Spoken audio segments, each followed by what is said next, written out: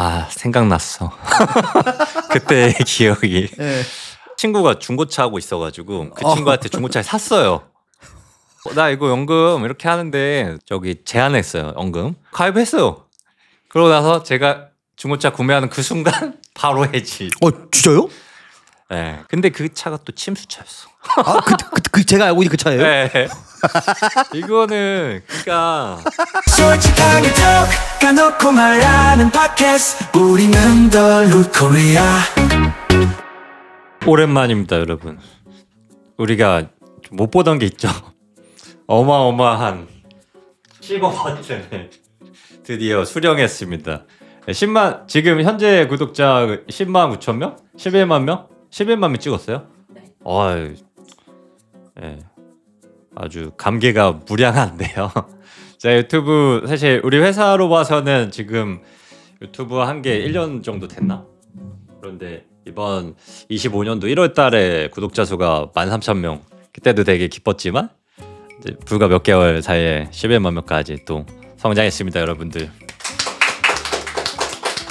여러분들 덕분에 이 감개무량한 15버튼과 함께 방송할 수 있는데요. 그래서 나중에는 우리가 골드 버튼 여기다 놓고서 또 촬영하는 날이 머지않았다. 네, 속도가 더 붙는 것 같아요. 그래서 많이 저희 사랑해 주셔서 감사합니다. 네. 네, 오늘은 팟캐스트 주제가 영업직 관련한 썰입니다. 그래서 제가 여태까지 영업직을 정말 많이 해봤고 사업도 많이 해봤지만 할 말 진짜 많습니다. 그래서 영업직 분들이 공감하실 내용들도 많고 문제 해결에 대한 부분도 솔루션도 드릴 수 있는 그런 시간이 될 것 같아서 굉장히 좀 기대가 되는데요. 오늘도 또 포본부장 모셨습니다. 와, 반갑습니다, 여러분. 네. 네. 여기 보고서 인사해줘요. 네, 오늘 또 참여하게 됐습니다. 또본부장. 네, 또본부장이고요. 오늘은 붉은 악마가 아니다. 굉장히 옷이 널널해서 여유롭습니다, 마음도. 그래서 오늘 재밌게 한번 해보겠습니다. 감사합니다. 아, 네, 너무 반갑고요. 오늘 이제 주제가 영업직 관련한 주제로 저희가 갖고 온 이유가 영업직에 관심이 많이 이제 있는 분도 계시고 그리고 저희 회사도 문의 주시는 분들이 계시는데 궁금증이 많은 것 같아요. 특히나 영업 쪽은 뭔가 정보가 많이 공개가 안 돼 있어요. 그래서 궁금한 그런 케이스들에 대한 이슈들도 많고 한데 속 시원히 얘기를 해준 데가 많이 없다 보니까 그러면 그런 얘기를 한번 풀어서 취업 준비하는 분들한테 좀 도움이 되지 않을까 하는 내용들을 전반적으로 좀 얘기해보고 싶거든요. 영업직 관련해서 포본부장 같은 경우에는 사실 영업을 많이 이렇게 해본 건 아니잖아요, 그죠? 저는 펀드레이징 했었고 펀드레이징 하기 전에 보험 한 달 했습니다. 보험 했었어요? 네. 몰랐는데? 어떤 그 손해보험이나 생명보험? 그거는 이제 그냥 일반 보험이었던 거예요. 그때는 너무 이제 옛날이네. 너무 옛날이고 정신이 없어서 어떤 건지 잘 모를 정도로 그냥 한 달이니까 한 달 그냥 거의 교육만 받다가 그냥 이거는 못하겠다 하고 그냥 접었던 기억이 있습니다. 그랬구나. 네, 그리고 나서 펀드레이징 바로. 네. 저희 어머니가 보험 영업을 지금도 35년째 37년째 하고 계시고 아버지도 이제 부동산 관련해서 영업 사업 많이 하셨었고 저는 그냥 피 자체가 영업하고 사업 쪽으로만 다른 생각을 한 번도 안 했고 그런데 저 보험을 2년 정도 했었거든요. 중요한 거는 보험을 하면은 다 그런 건 아니겠지만 대체적으로 영업비가 좀 많이 든다. 네. 약간 좀 잘 나가는 척 해야 돼. 네. 그런 게 있어요. 이미지적으로 너무 뭔가 궁핍한 사람한테 계약하는 것보다는 뭔가 좀 여유롭고 잘 이렇게 하는 사람한테 계약을 하고 싶잖아요. 네. 그러다 보니까 좀 보여지는 것도 굉장히 중요한 그런 직업이 설계사인 것 같아요. 그래서 실제로 고객들 만났을 때 커피도 사줘야 되고 밥도 사줘야 되고 가는데 또 주차비 내야 되지, 유류비, 선물도 줘야 되지 않습니까? 선물도 많이 줘야 돼요. 그래서 네. 하루에 10만 원 또 쓰는 거는 굉장히 우습게 쓴다. 근데 한 달 내내 사람 만나요. 30일 내내. 그러면은 이제 그냥 300만 원 영업비 기본이고 그 다음에 고객 관리를 또 많이 해야 되거든.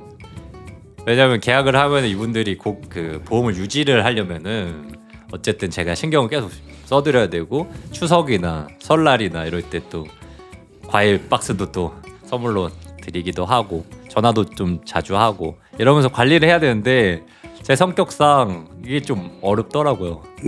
한번 딱 계약하고서 끝이 아니라 네. 이분들은 10년 계약을 한 거잖아요. 네. 예를 들어서 10년 동안 납부하겠다고 계약을 한 거기 때문에 계속 관리하고 이제 그런 부분이 좀 어렵더라고요. 그리고 이런데 말씀인데 그 환수는 어떻게 또 알아요? 보험하는 분들 이제 주변에 있으니까 뭐 중간에 계약을 또 중단하면은 또 그거를 일정 기간 못 채우면은 또 토해내야 된다라고 하더라고요. 네. 맞아요. 제가 이제 돈 1,000만 원씩 벌었어도 이게 좀 어떻게 보면 당연하죠. 그 환수라는 게 계약을 보험은 10년짜리 한단 말이에요. 그러니까 10만 원의 월에 내는 돈이 10만 원이어도 10년 동안 내는 계약을 하는 거기 때문에 곱하기 120개월을 해야 된다는 거예요. 그러니까 10만 원짜리 계약이 아니라 사실은 1,200만 원짜리 계약을 한 거예요. 10만 원을 월에 내도 10년짜리 네. 계약. 그러니까 10년 동안 그 돈이 보험사로 들어올 거라고 생각하고 보험사에서는 설계사한테 선지급을 해주는 거예요. 보통 한 10개월치를 선지급해줘. 회사마다 다른데 그리고 10만 원짜리 계약을 하면은 이제 100만 원이 들어오는 거예요. 다음 달 급여에. 많죠? 네. 근데 중요한 거는 한 3개월 하고 계약이 이제 해지가 된다. 그 변심으로. 그러면은 받았던 거를 그만큼은 이제 돌려내야 되는 그런 시스템이 전부 다 돌려내는 건가요? 그러니까 3개월 동안 돈을 냈으니까 나머지 부분에 대해서만 이제 대부분 환수 조치가 돼요. 근데 그런 부분들 때문에 사실 보험사에서도 방어를 해야 되잖아요. 그런 일들이 있을 수 있고 그리고 모두가 다 양심적으로 일하진 않을 수도 있으니까 보증보험이라는 거를 끊어요. 그러니까 그 뭐냐면 1,000만 원짜리 보증보험을 가입하게 하고 만약에 환수가 터졌을 때 이 개인이 다 갚지 못한다. 환수가 안 된다. 퇴사할 수도 있잖아요. 그러면 보증보험에서 대신 갚아줘요. 그러면 그 보증보험은 또 급여에서 일정 부분 내야 되는 거네요. 어떤 느낌인지 아시겠죠? 네. 보험은 그래요. 그러니까 뭐 제가 아는 게 다는 아니지만 주변에 좀 많은 사례가 있었어요. 그러고서 나 몰라라 하면은 또 어떻게? 근데 고객들 입장에선 되게 벙찌는 거예요. 제가 처음에 입사했을 때 그 동기생들이 한 13명 정도 교육을 같이 받았는데 1년 뒤에 저 혼자밖에 없었고 그거는 다 아실 거예요. 거기 종사 영업직. 근데 보험 쪽뿐만이 아니라 영업직은 일단은 재능이 있어야 돼요. 재능이 진짜 중요한 영역인데 기본적인 재능에 어떤 매뉴얼화된 것들을 배워서 잘하게 되는. 근데 초반에 그 성과가 잘 안 나올 수 있는데 이 구간은 못 버텨요. 대부분. 근데 그 구간을 정말 잘 배우면 사실은 영업은 기술이기 때문에 어디서도 써먹을 수 있거든요. 그 아이템만 바뀌면 바뀌는 거죠. 저는 이제 개인적으로 보험 얘기를 많이 하시니까 보험을 좀 예로 들어보면은 보통 보험 영업할 때 지인 영업을 좀 많이 하잖아요. 거기서 오는 스트레스 같은 것들은 많이 없었나요? 당연히 있죠. 이게 처음에는 방법이 없어요. 처음엔 방법이 없어가지고 되게 웃긴데 제 카카오톡에 지금 한 1,500명 정도 인원들이 있을 거 아니에요. 인원들이 그때 당시 한 3,400명 있었던 것 같은데 이렇게 종이가 있어요. 보험 그 설계사들한테 주는 신입사원한테 주는 종이가 있는데 종이에 뭐라 돼 있냐면은 A, B, C, D라고 돼 있어. 그게 무슨 뜻이냐면은 A는 지금 당장 연락해도 바로 만날 수 있는 사람. 그리고 B는 뭐 가끔 연락하는 사람? 한 달에 한 번 정도 연락하는. 예를 들면 기준이 그렇게 돼 있어. C는 뭐 1년에 한 번 정도 연락했을 때 뭐 덜 어색한 사람. 예를 들면 뭐 이런 식으로 A, B, C, D. 네. D는 사실상 서로 누군지 긴가민가하는 사람. 이렇게 지인의 등급을 A, B, C, D로 나눴어. 그러고 나서 명단을 쫙 적게 해요. 그러면 A에 가장 소수, B에 조금 더 많은 사람, C에 조금 더 많은 사람, D에는 대부분 이렇게 들어가겠죠. 그래서 A부터 이제 쭉 연락을 해요. 카톡으로 이제 내가 이런 일 하게 됐고 뭐하고 뭐 했고 해서 당신이 이제 이런 뭐 보험 관련해서 상담받을 일 있으면 나한테 해라 뭐 이런 식으로 이제 하라고 시키는데 그러고 나서 좀 특정 그 타겟팅이 좁혀요. 예를 들어서 이 ABC 중에서 지금 취업을 했고 이 보험 상품 좀 필요한 사람들 좀 추리는 거지. 그런 식으로 이제 컨택을 하는 거예요. 그러면 만났을 때 약간 조금 부탁도 해야 되고 그러면서 약간 조금 아무래도 예를 들어서 친구였는데 좀 뭔가 아쉬운 소리를 어쩔 수 없이 해야 되는 상황인데 거기서 약간 오는 이렇게 말하면 좀 그렇죠 현타감 혹은 약간 조금 마음이 좀 무거운 이런 부분들도 좀 많으셨겠네요.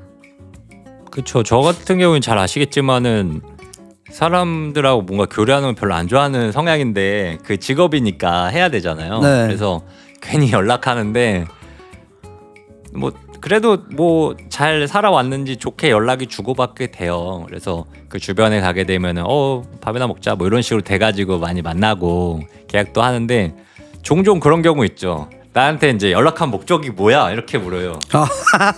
그러니까 사회생활 본인이 좀 해봤다 이거지. 네. 목적이 없는데 네가 나한테 7년 만에 연락을 한다고? 이상한 건 맞으니까. 네. 근데 보통은 그렇게 안 물어보잖아요. 네. 그런 거를 많이 이제 연락을 받아봤나 봐요. 그 친구가. 일단 진짜 이 친구를 좋아하는 마음은 있는데 연락 안 하는 친구거든요. 네. 그러다가 이제 언제 한번 보자 이랬는데 그래 네가 연락한 목적이 뭐야 이런 거예요. 그래가지고 맞아 나는 보험을 하고 있고 너랑 만나서 이제 반갑기도 하겠지만 보험 제안하고 싶어 이렇게 말을 했어요. 네. 근데 이제 그 온도가 좀 싸늘하잖아 서로. 네. 그래서 그쪽에서 사과하고 이렇게 해서 그렇지만 영 기분이 그랬던 적도 있고 아무래도 지인 영업을 좀 계속 하다 보면 그런 일들이 계속 생겨요. 네. 또 하나 질문이 있는데 해도 괜찮을까요? 그러니까 비슷한 질문인데 지인 영업을 이제 했어요. 보험을 계약을 해주셨는데 갑자기 이제 끊은 거야. 말 안 하고 나한테. 그럼 그때 환수를 해야 되나요? 맞아요. 그런 경우는 없었는데 약간 그러면은 2배의 현타감이 올 것 같은데. 생각났어. 그때의 기억이. 네. 이게 되게 웃긴 경우인데 제가 친구가 중고차 하고 있어가지고 그 친구한테 중고차를 샀어요.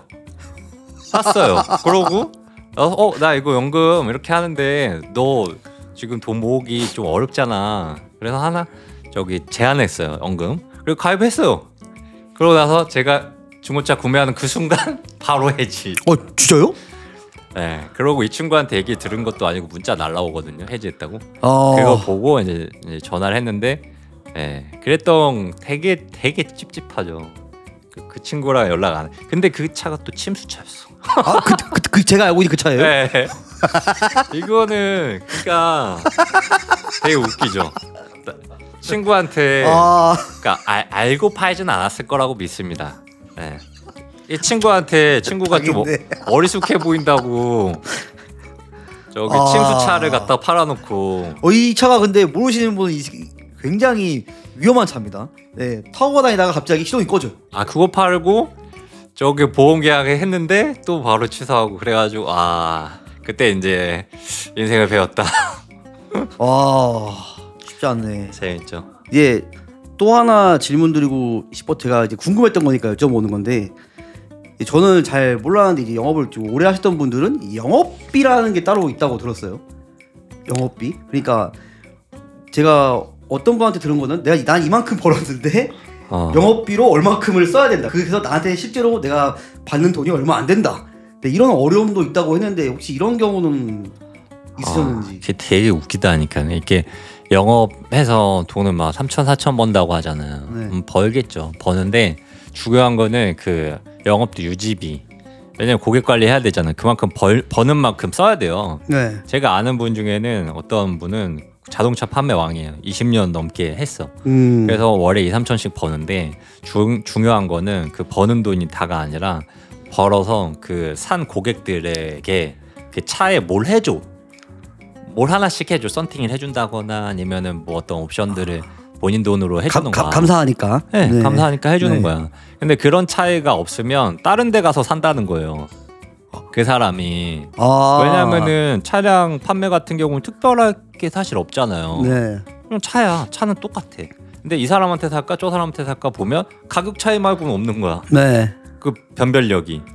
아니면 그냥 이 사람이 더 좋아서 이 정도밖에 없단 말이에요 사실은. 그러니까 이쪽에서 옵션 더 해줄게. 내 돈 안 내고, 그러니까 고객 돈 안 내고 이런 식이 되니까는 3, 4천 벌고 몇백, 그러니까 그 차에다 뭐 해주고 뭐 사주고 이런 식으로 가니까 500만 원 남는데 3천 버는데 500만 원이요? 네. 어. 근데 되게 웃긴 거 뭐냐면 그 3천만 원은 어쨌든 월급에 찍히는 돈이기 때문에 세금은 3천만 원에 대해서 나와. 그러니까 1년에 이 사람은 3억 6천에서 4억을 어쨌든 찍히는 사람이야. 그러니까 세금이 5천 이상 나오는 거죠. 그러니까 사실상 500만 원씩 남아 순수익인 거야. 근데 세금을 5천 내야 되는 거야. 그래서 대출 받아서 세금 내고 그러는 분도 계시고 되게 웃기다니까는. 그래서 영업 쪽이 명과 암이 있어요. 빛과 그림자가 있어요. 그럼 좀 이런 질문도 또 드려보고 싶은데 이건 이제 조금 약간 그동안 뭐 방금 우리가 뭐 지인 영업, 뭐 영업비, 뭐 환수 이런 얘기를 했지만 조금 더 실용적인 뭐 약간 사례 와닿을 수 있는 질문을 좀 드려볼게요. 네. 그런 적 있지 않으세요? 이 분이랑 만났는데 계약이 거의 됐어. 근데 갑자기 연락이 안 되거나 혹은 계약이 거의 됐는데 갑자기 다른 영업 상황이 와서 체가거나 이런 경우는 없으신가요? 아, 그런 경우도 있죠. 그거는 이제 부동산 할 때 그런 일들 있잖아요. 우리 부동산 잠깐 했었잖아요, 그죠? 네. 이러면 해도 되나? 부동산 할 때 양빵이라고 해요. 알죠? 이게 이제 내가 손님을 이렇게 유치해서 오면 나한테 그 물건이 없잖아. 네. 그러면은 다른 그 중개사 물건을 연결해서 네. 수수료를 반반하는 게 양빵인 거야. 네. 전문 용어로. 네. 근데 그랬을 때 나름 중개사들끼리 협업하는 게 그거예요. 근데 중고차도 이렇게 해요. 그래서 그거를 소위 영업 용어로 양빵이라고 하는데 그래서 부동산 할 때는 그런 일들이 사실 정말 많죠. 많고 그 친구가 이제 원룸 지금 부동산 중개 하는데 이제 이번에도 제가 방을 구했잖아요. 되게 웃긴 게 내가 친구들이 몇 명 이 부동산 원룸 영업을 하고 있으니까 친구들이 이제 무료로 해준다라고 이럴까봐 그냥 불편하잖아. 난 돈 다 무조건 줄 거거든요. 근데 이런 거 왔다 갔다 하기가 싫어가지고 모르는 사람한테 연결을 했단 말이에요. 근데 원룸 보러 다니다가 친구를 만나는 거예요. 아니 그 친구가 이제 그 친구도 손님들하고 다닌 거죠. 네. 그 방 보여주려고. 근데 나랑 겹친 거예요. 난 그 친구가 이 동네는지는 몰랐어요. 그래서 이제 그랬는데 결국에는 그 친구한테 할 수밖에 없었어요. 그렇죠. 네. 그러면은 대표님한테 하셨던 분은 고객을 뺏긴 건가요? 아 맞아요. 그런 입장이 된 거예요. 근데 내가 그걸 알잖아요. 난 네. 영업을 해봤고 네. 이게 좀 있을 수 있는 일은 맞는데 네. 영 기분이 나쁘죠. 그리고 본인들이 그때 한 3시간 정도 나랑 돌아다녀줬잖아요. 그래가지고 안 그래도 되는데 네. 내가 그냥 10만 원 드렸어요. 너무 죄송해요. 그러니까 이게 거기서도 처음 있는 일이래요. 그렇게까지는 안 하셔도 된다. 근데 내가 불편하다. 이제 3-4시간 같이 돌아다녀줬는데 두 분이서 돌아다녔단 말이에요. 아까 3명이서 더운 날에. 그래가지고 이건 좀 아닌 것 같다. 나도 이해는 된다. 왜냐면 나도 그렇게 해봤고 뭐 손님 중에는 100% 계약이 되는 건 아니니까 그럴 수 있지만 이 상황은 내가 좀 양심상 그렇다. 그래서 이 정도만 좀 그랬던 적도 있고 그래서 그런 일들은 사실 많죠. 대표님 보시기에 그 펀드레이징업과 다른 영업의 차이점은 뭐라고 생각하시나요? 차이점. 명확한 차이점이 있죠. 일단 영업비가 안 되죠. 우리가 이제 고객 관리라는 개념이 없고 후원자분들 유치하고 나서 따로 연락하면 안 돼요. 우리는 오히려 네. 연락을 하면 안 되는 거예요. 그리고 지인들 찾아다니면서 뭐 이렇게 후원해달라고 하면 또 안 돼요 이게. 그러니까 계약을 그렇게 해놨어요. 네. 우리 지인을 가서 후원서 받아올 수 없도록. 그냥 뭐 사실 일반적인 영업 직군하고 완전 다른 그런 부분이죠. 그리고 우리는 아까 제가 보험 설계사 쪽 얘기를 했지만 그쪽은 노하우 공유를 안 하잖아요. 할 수가 없어요. 네. 하면 안 돼요. 근데 우리는 그렇지 않고 다 공유를 하고 그럴 수 있는 이유가 옆에 있는 사람이 후원자를 유치를 더 많이 하면 세상이 더 아름답게 변하고 그건 사실이고 그렇다고 내가 후원자를 뭐 뺏긴다거나 그런 개념이 아니기 때문에 굉장히 좋고 우리 NGO랑 일을 하고 있기 때문에 NGO의 이미지에 훼손이 가면 안 되잖아요. 네. 그래서 더욱이 진실만 얘기해야 되는 게 또 훈련이 돼 있고 그걸 동의되는 사람들끼리만 모여있기 때문에 굉장히 양심적으로 일을 할 수 있는 거죠. 그게 좀 많이 다르죠. 그러면 이제 오늘 어차피 영업 얘기를 지금 하고 있잖아요. 네. 그럼 약간 부담될 수도 있습니다. 네. 혹시 그 영업인들한테 펀드레이징은 어떤 영업인지 한번 소개를 해주실 수 있으실까요? 영업인들한테. 네. 근데 저도 다양한 영업들을 많이 해봤고 해봤지만은 저 같은 사람들한테 맞는 것 같아요. 저는 제 중고차 잠깐 할 때도 그렇고 보험할 때도 항상 느꼈던 건 뭐냐면 뭔가 이제 치팅 속이거나 뭐 과장되거나 이런 게 전 너무 싫었거든요. 그러니까 제가 엄청 양심적이라는 뜻이 아니라 그냥 그게 싫은 사람들이 있어요. 근데 그러면서도 되게 솔직하고 투명하게 일을 해도 잘할 수 있어야 되는데 모르겠습니다. 제가 경험한 보험 영업과 자동차 영업은 내가 솔직할수록 약간 손해보는 느낌을 좀 받았었어요. 그때 당시. 맞아요. 그랬을 때 저는 영업은 계속 하고 싶었어요. 그냥 잘 맞았다고 생각했어요. 영업 자체. 영업의 본질은 누군가를 만나서 설득하는 거죠. 나를 판매하는 거죠. 그거 자체는 저는 맞았다고 생각했어요. 근데 그래서 찾은 게 양심적으로 일을 하면서 영업을 할 수 있는 거. 양심적인 영업. 그걸 많이 찾으러 다녔어요. 근데 이 펀드레이징 업에 우연한 계기로 들어오긴 했지만 와서 보니까 내가 양심적일수록 더 잘 되는 거죠. 맞습니다. 네. 이 펀드레이징은 우리가 NGO를 대신해서 후원자분들을 모집하면 후원자분들이 후원금을 NGO에다가 이제 납부하시겠죠. 그러면은 그 후원금을 바탕으로 NGO에서 사람을 살리거나 돕는 데 기여할 수 있는 거죠. 그런 식으로 후원자랑 NGO의 다리 역할이 되는 거예요.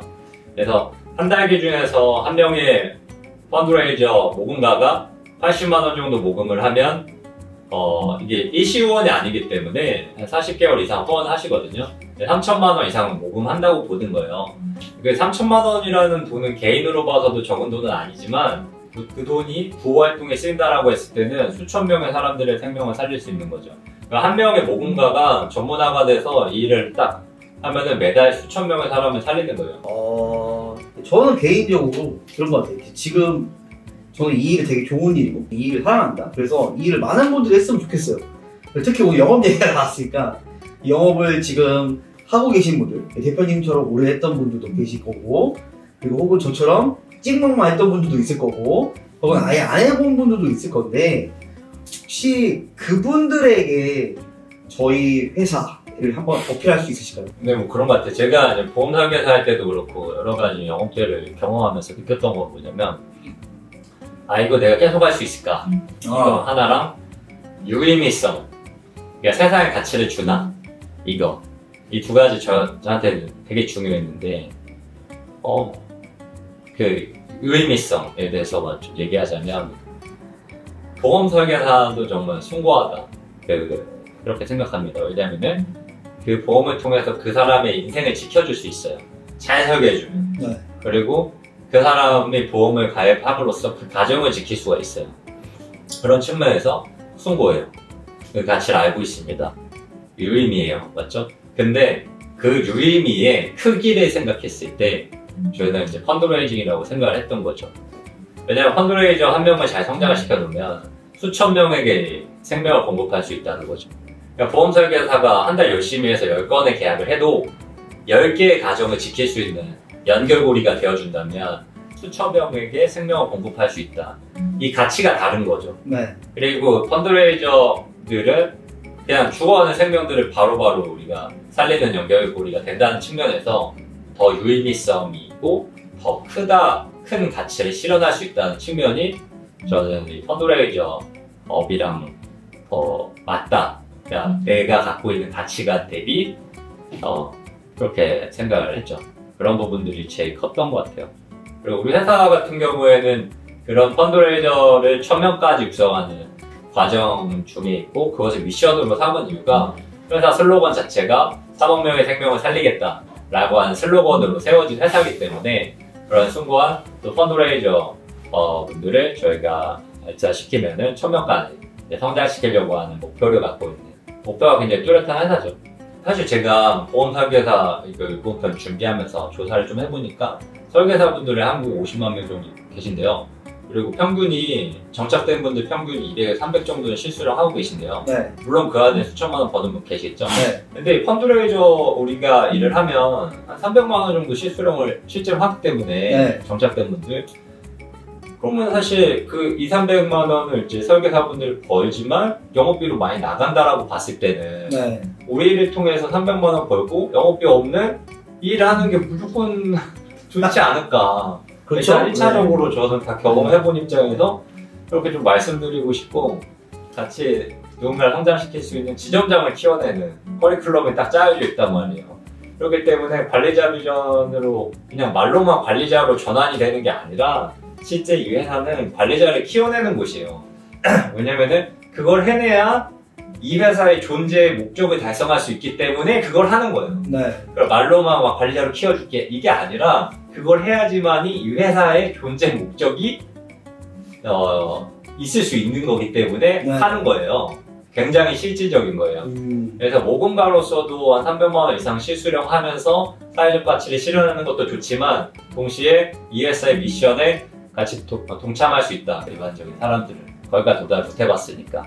하지만 우리는 커리큘럼을 통해서 그 사람이 원한다면 관리자까지 이제 전환이 돼서 1.5에서 2억 정도 실수령을 받을 수 있도록 저희가 서포트를 충분히 해드릴 수 있다. 그리고 증명된 12명의 지점장이 현재 존재하고 있다. 네. 그런 부분들에서 동기부여가 되는 분들이 있다면 우리 회사로 녹화하셔도 좋다. 네, 오늘은 인트로 때 우리 실버 버튼과 함께해서 너무 좋았고 또 우리 포고무장하고 해서 네, 굉장히 즐거운 팟캐스트 된 것 같습니다. 우리 회사도 그렇고 영업직이나 이런 쪽으로 관심 있는 분들이 많이 녹화를 해주셔서 저희도 더 많은 인재분들과 일하면 좋을 것 같습니다. 일단은 오늘 감사드리고 펀드레이징 되게 재밌는 거고 저희 회사에서 그걸 할 수 있다면 저는 많은 비전이 있다고 생각이 듭니다. 네, 많은 분들이 해보지 않았기 때문에 되게 어렵다라고 느낄 수 있는데 여러분 저를 보십시오. 네, 저 딱 겉모습만 봤을 때 되게 그냥 똥똥하고 네, 그냥 평범한 사람입니다. 네, 저도 할 수 있는 일이기 때문에 저보다 똑똑하신 분이 많기 때문에 또 많은 분들이 또 쉽게 접근할 수 있고 비전을 볼 수 있고 잘 성장할 수 있는 일이라고 생각합니다. 네, 더러트로 많이 와주시면 감사하겠습니다. 감사합니다.